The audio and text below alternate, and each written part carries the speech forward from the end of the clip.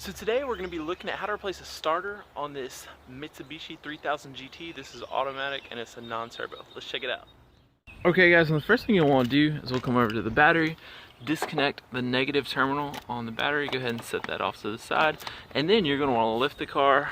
That's the spot where I lifted it, and then we'll go ahead and come under. Alright, so when we come under here, we got our jack stand right there, and then our starter is going to be sitting right here. So that's it.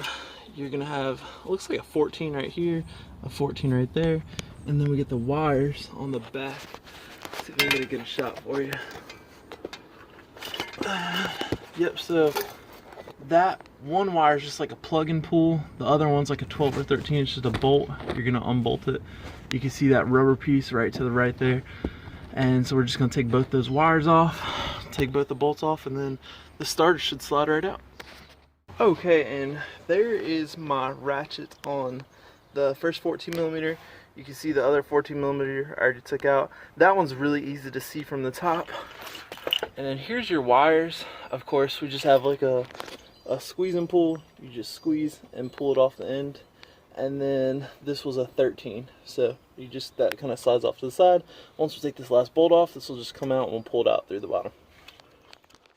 Okay guys, so the starter is out. I'm just gonna grab onto it. Alright, it's gonna look something like that, and then you're just gonna pull out that way and then just drop it out like so. That's it.